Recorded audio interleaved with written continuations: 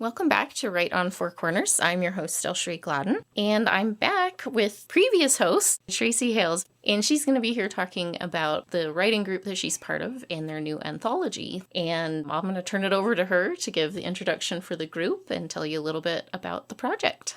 Thank you, DelSheree. It's great to be back in the studio on the other side of the mic this time.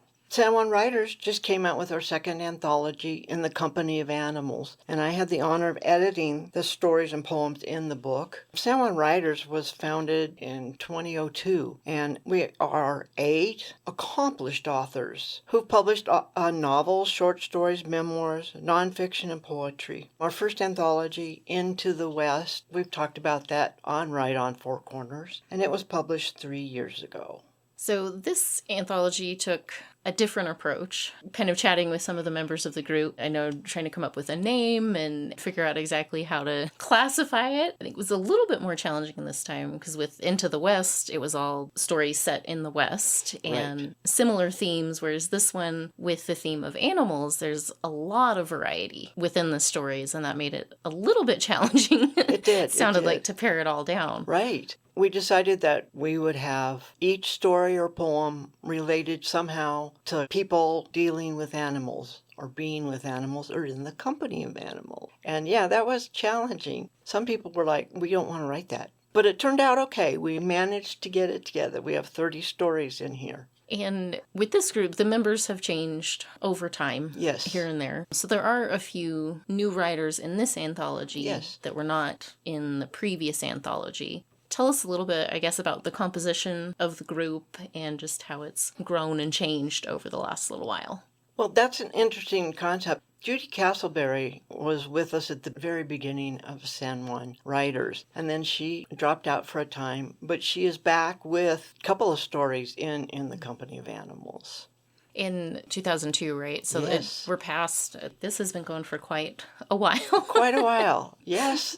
And it's been interesting. I've known a lot of the members just through the writing community, and then some I've kind of had a chance to get to know a little bit better than others. And you guys have a wide variety of writing styles as well, which just, as I've worked with authors over the years, that's really hard to get a group of people who write different styles, different themes, different writing interests to work together just in general, because you don't always necessarily like a genre you're reading or know enough about it to give feedback. But you guys doing this with the anthology, that presents some interesting opportunities to take all of those different types of writing and writers and focus it in on one specific theme, but everybody still has their own style and their own ideas and personality to contribute to it. And that was something I noticed with a lot of the stories here. You still really get everybody's personality and their unique writing style in it. So I wanted to ask you kind of, as you guys were discussing how to put the anthology together and what the boundaries and rules and whatnot, all the things you have to discuss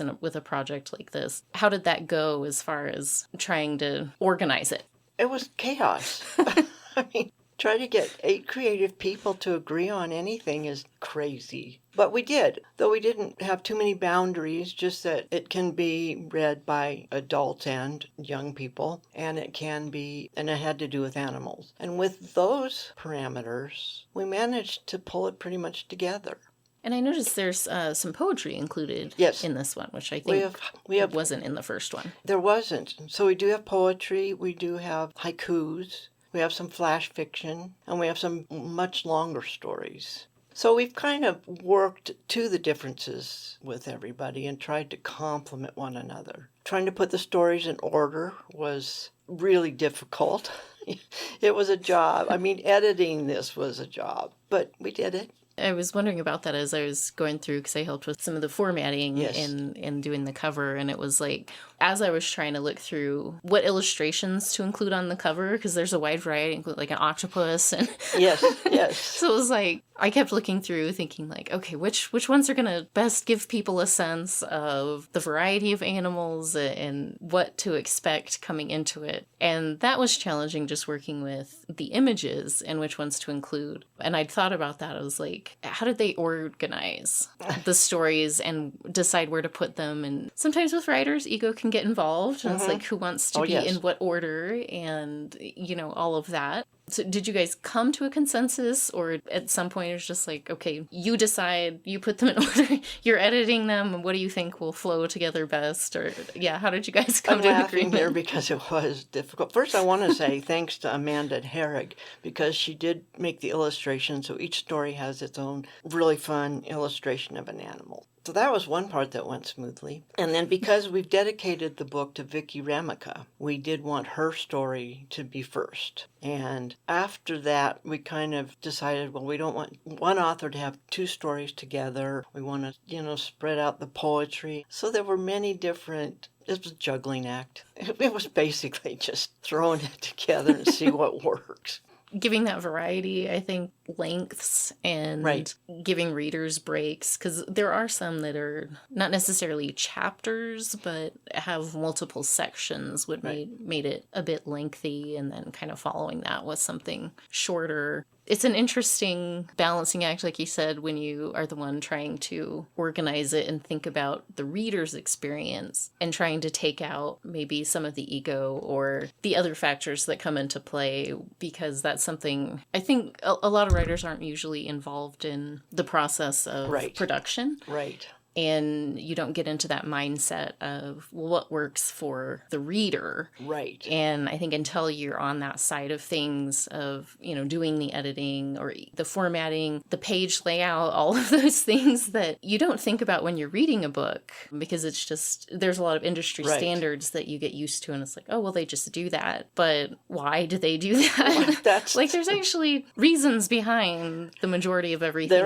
you see in it. And when you're the person taking that on, then it's like, oh, well, okay, yes, I get what you're saying or what you want, but once this book's in the reader's hands, like, that's what you're trying to bring everything together to make it a good reading experience. For the reader, exactly. And sometimes the reader's forgotten, and we have to keep coming back to the reader. Yes. Yeah, we get very insulated as writers in our bubble of writing putting things together. It's true.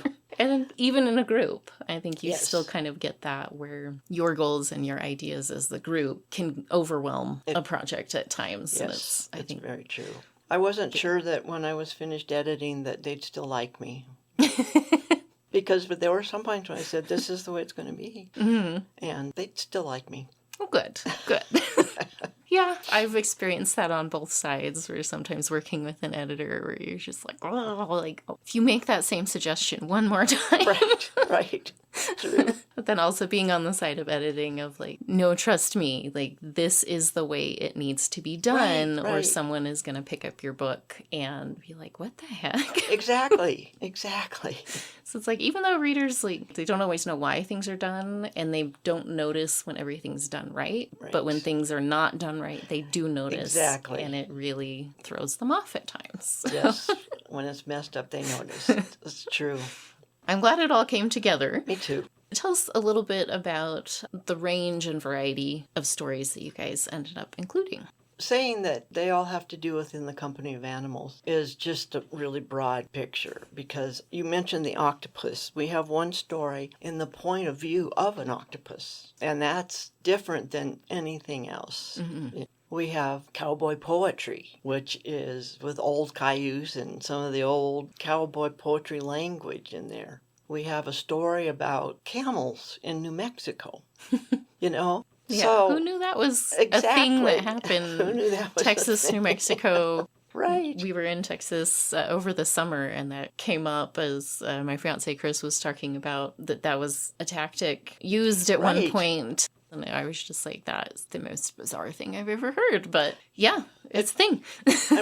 We're really fortunate to have Tony Bartley as part of our group, because he also teaches history. So when he wrote the story about the camels in New Mexico, we knew it was historically based, and it's fascinating. And he also wrote a story about the fire in Chicago, where Mrs. Brown's cow kicked over the lantern. But he's got a series of events that lead up to that. I guess you could call it historical fiction. That's also in the point of view of the animals. You've got historical fiction and point of view of animals and cowboy poetry. It's crazy. There's a pretty good variety for whatever readers are interested in. Yeah, They'll I probably think so. find something. Yes. I think that's the nice thing about anthologies is that people don't necessarily have to read cover to cover or like every single story or have everything be their personal cup of tea, but it's rare to read a collection like that and not at least find pieces and parts that you connect with and really enjoy, or, you know, find something that really speaks to you. I think so. Yeah, it doesn't have to be every single thing. Right. But You can just pick it up anytime and start reading from wherever. They're not in any kind of a chronological order or anything like that. That helps. I think with today, people just get so busy and it's challenging to take on bigger books at times at certain points. And sometimes it's nice to have that option of just, I have 15 minutes to read, but I'd like to actually get through something. Right. And having anthologies like that, it seems like some of these shorter pieces have been more popular lately. I've seen it with a lot of the small presses and even some of the bigger publishers where they're trying to engage more readers on different levels. Maybe you don't want to read the 600 some odd page book of love, which I've heard is wonderful, but I'm like, yeah, I don't have time for that. Right. Yes. Maybe over the summer, but even that, I'm like 600 pages. When it's like, I used to do that all the time. I mean, I read the entire Wheel of Time series, which combined is like 20 bazillion pages, I'm pretty sure. Yes.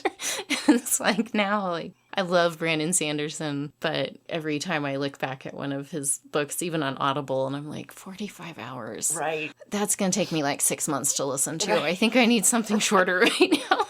It's really true. So yeah. They're bites. They're bites to enjoy. And I liked that there are not only a variety of themes and styles, the contexts are different. I'm trying to think of the right word. It's finals week as we're recording this, and my brain is like so dead. But there's some that were a little bit intense and others that are more lighthearted and just fun and sweet. It's not only just a variety of genres. There's a lot of different types of stories on the emotional level. There are. That whatever you're in the mood for, there's probably something that's going to work. There's tear-jerkers and there's funny stories and everything in between. All right. Well, tell me how the process of this. So you said the last anthology was about 3 years ago. Yes. So when did the idea for a second one start kind of percolating and that process get started? Well, we did take a breather and didn't want to talk anthology for at least a year. Good. And then we decided to do another one. And then we meet every week. We're a critique group mainly, so we discuss people's works, what they're working on now. But we completely changed our focus and focused on let's write a story that involves animals. And let's critique them, and let's critique them again, and let's talk about what else we can do. So we really focused on that for another year. And then it took about a year to edit it, which involved all of us. Because, okay, that story's not going to work. We'll take that one out. We need another story. And we critique them over and over and over again. It is a process. It is a process.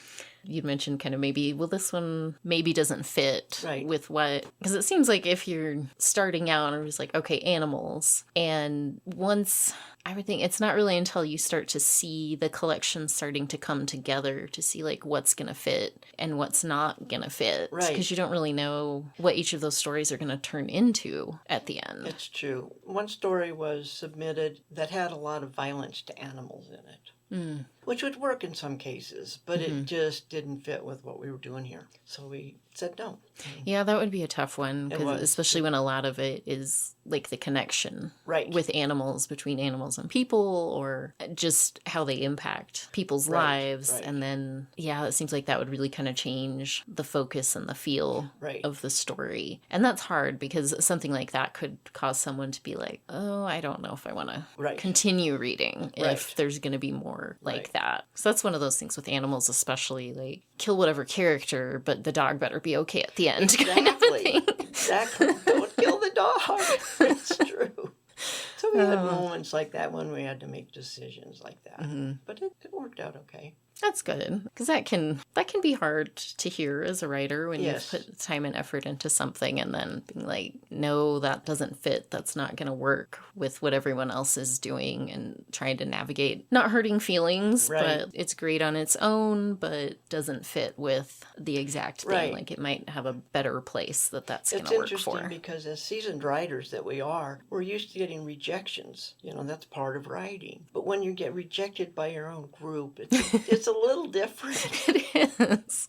Because normally they're there to say yes and support and Right. give helpful feedback, but sometimes the feedback is no, that's not going to work. Right. And yeah, it's a little bit more challenging. But like I said, you guys, I think most of the members at this point have been in the group for a while now. Yeah, the latest member is Jack Yerby, but he's been with us now for 3 years. So. Oh, okay. And he's been in the writing community here for quite a while. Yes.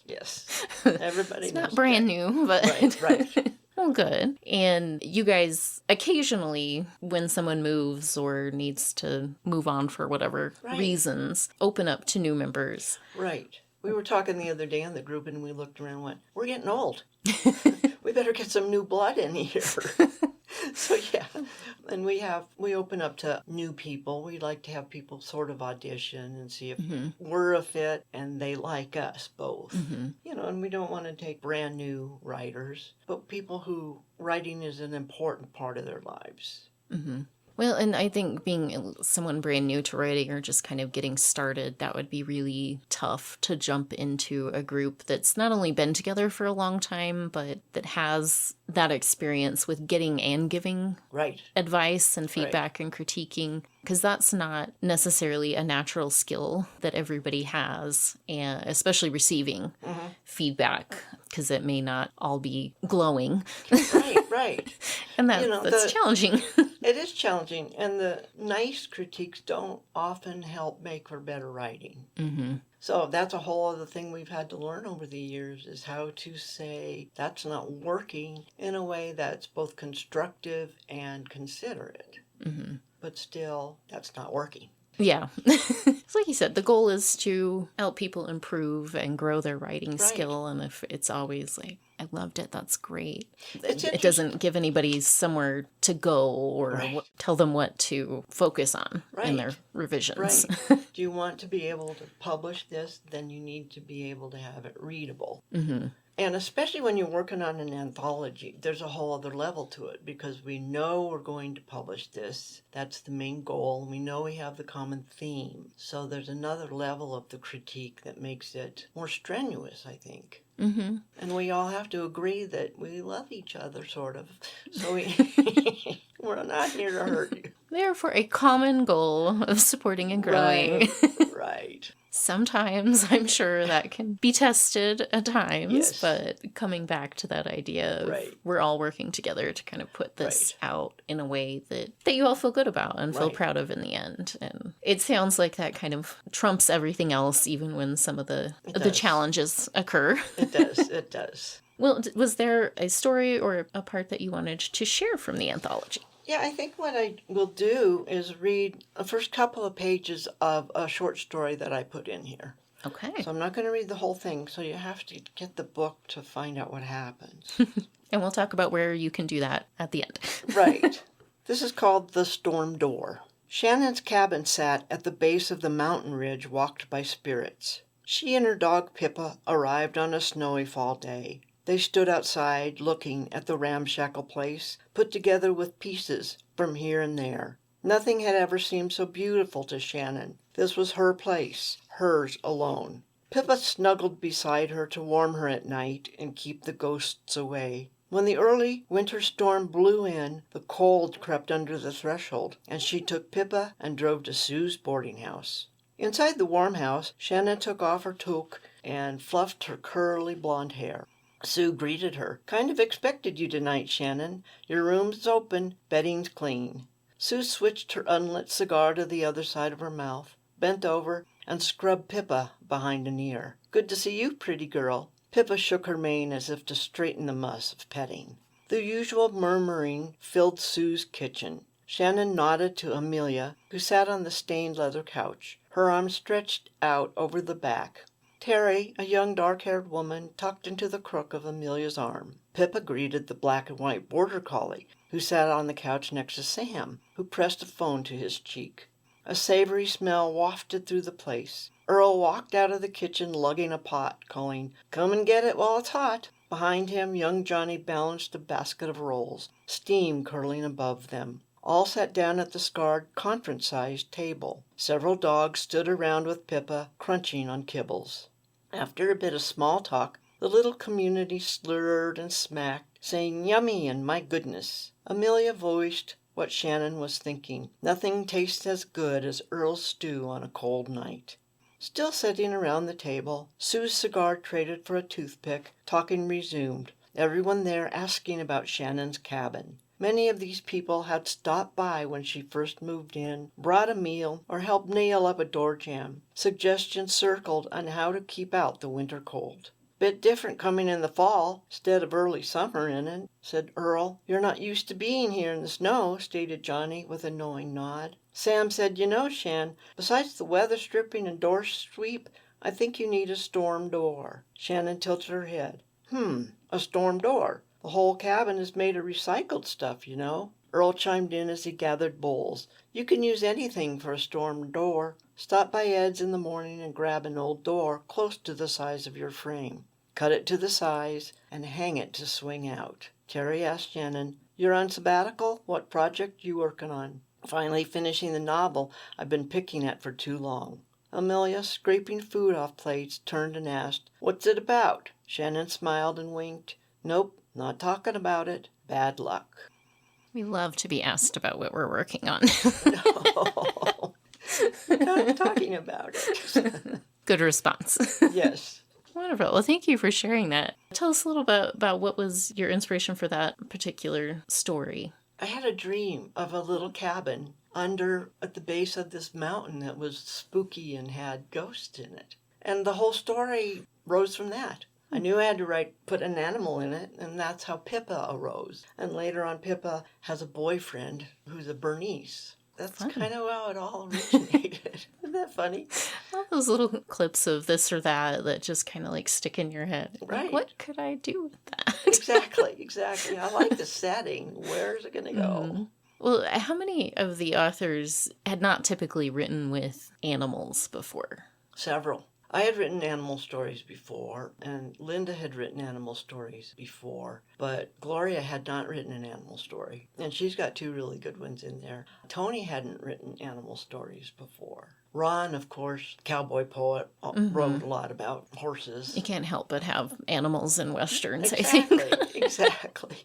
So it was a mix, there were several of us that hadn't written about animals. Well, that's interesting because, sometimes that's just happenstance, like whatever you write doesn't have animals, but a lot of times that's a conscious choice because animals complicate stories. It's true. Someone's got to take care of them, and they've got to have an influence. Mm-hmm. And so that was something, I don't even know what year it was. It was a while ago. I ended up in some sort of group. I think we were all doing short stories. And I think it was a Valentine's themed collection that had an animal in it. And I had never written animals before for the reason of I don't want to deal with them. Right, exactly. You got to work in feeding and caring for them, and they can't, people can't disappear at a moment's notice. They've got to get a pet sitter.